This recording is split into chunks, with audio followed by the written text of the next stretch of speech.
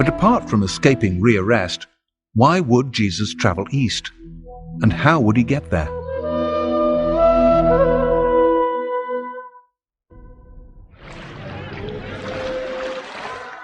If Jesus did want to travel east, away from the Roman Empire, the journey from Israel was surprisingly easy by land or by sea, on the Silk Route or the Spice Route. It's an accepted fact, for instance, that the disciple Thomas travelled to India and founded a Christian church there. The great tradition of the Indian church is that it was founded by Thomas the Apostle. To travel to India would be no problem. He just had to go down to Gaza, link up with one of the spice trains returning, and then from Yemen get a boat to India. It would have been a very simple, easy procedure that was done regularly. And there's another reason why Jesus might have been tempted to go east. But to understand that, we have to go back to the year of his birth. We all recognize the story in Matthew's Gospel of the 3 wise men from the east who followed a star and presented themselves and their gifts to the baby Jesus. What we perhaps don't recognize immediately is the similarity between this story and the traditions of a religion that is 500 years older than Christianity: Buddhism.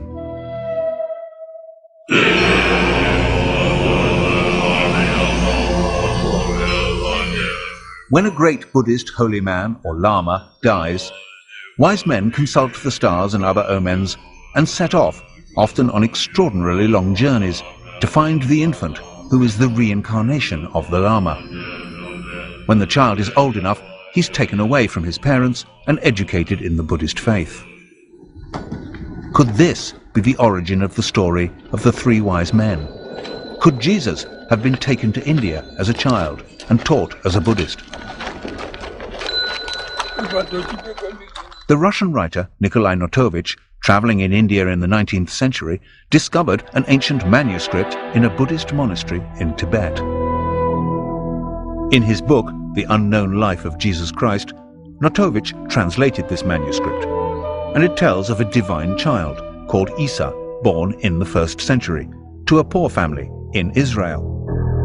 Isa came to India at the age of 14, where he learned the laws of Buddhism before returning to Israel at the age of 29.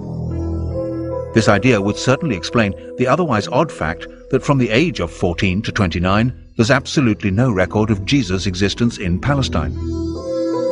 Certainly Jesus' later teaching and miracles have uncanny parallels with the teaching and miracles of the Buddha. Loving your enemies and the idea that the meek will inherit the earth have absolutely no tradition in the Jewish religion, but are entirely consistent with Buddhism. And the Buddha was known to walk on water, and miraculously to feed many hundreds of his disciples with only a few scraps of food.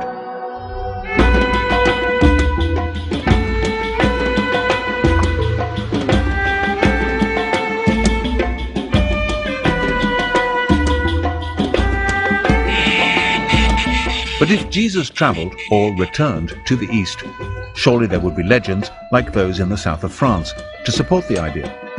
And of course there are such traditions. The people here in Kashmir call their tribe Ben-e-Israel and claim to be descendants of the lost tribes.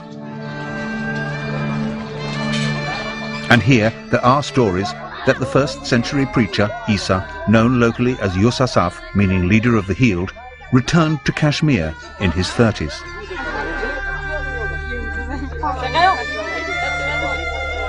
Yusasaf's ministry here can easily be seen as a continuation of the Jesus ministry.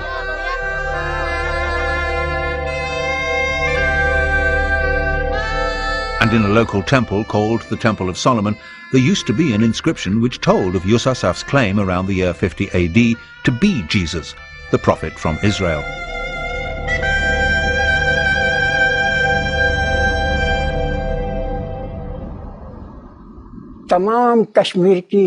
Kashmiri history books tell us that Yusasaf came from abroad. He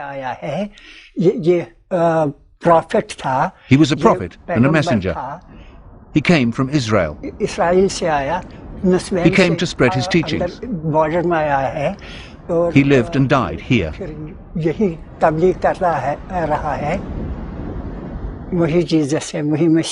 is Jesus. He is Isa. The meaning of Yusasaf is the healer. Another meaning is the shepherd, one who teaches others. And our history books confirm that Isa was known as Yusasaf here in Kashmir. Yusasaf continued to teach and preach in Kashmir until he died around the year 80 AD. He was buried in Srinagar.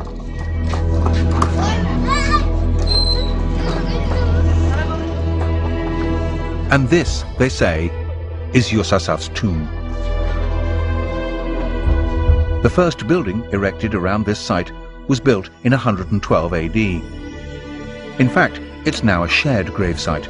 In the 15th century, the Islamic holy man Syed Nazir ud-Din was also buried here. Although both gravestones under the cloth point north-south in the Islamic tradition, the body of Yusasaf is buried beneath in a grave dug east-west in the Jewish tradition.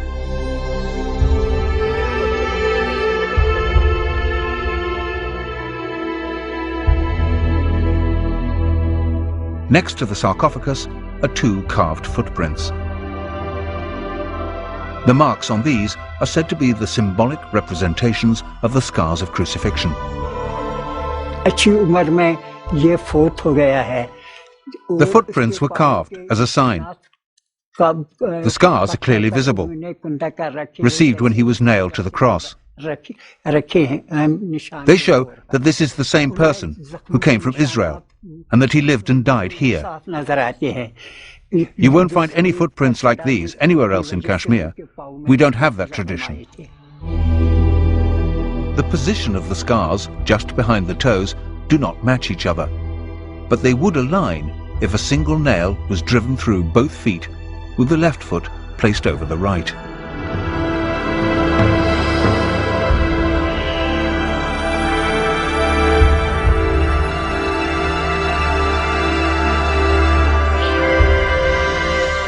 There are many who believe this tomb to be the tomb of Jesus.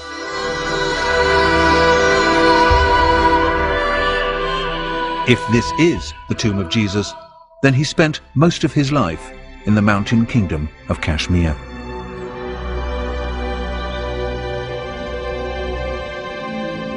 He did not die on the cross. There was no resurrection. He did not ascend into heaven, and he does not sit at the right hand of God. For many Christians, this would be the end of Christianity as we know it. But for some, the original story would still have a poetic power. For me, the resurrection is about death. The two things that will happen to us all in our life is that we'll be born and that we'll die. They're the two things we know nothing about. And we have this great void before and we have this great void afterwards. So any system of belief, any religion, any church that set itself up has always had to have some concept, some way of dealing with death. So in Jesus' resurrection at the end of the Easter story is the symbolism of our own resurrection, of our own new life. That in many ways is the great strength of Christianity, and I think to kind of get away from it, to get away from that incredibly powerful symbolism of the resurrection that touches each and every one of us because of the reality of what will happen to us, and start debating whether, you know, bones in a tomb matter or whether it actually happened, completely misses the point of Christianity. And there will always be those for whom none of the inconsistencies and anomalies in the Gospels mean anything. For them, the story still has the hallmarks of truth, of gospel truth. I understand that people find it difficult to believe because we know these things don't happen. If you think that you've just seen somebody who was dead now alive again, you say, well, take 2 aspirins and lie down and it'll go away. And the thing was, it didn't go away. And what we have in the Gospels is not stories of people saying, well, of course, here he is, he's alive again. Have stories of people saying, what do you mean? Don't be silly, that can't happen. They knew as well as we do. And yet, right in the heart of it all, they come back and say, it really has happened, it's completely blown us away, it's changed our worldview, and it's gone on changing people's worldviews ever since.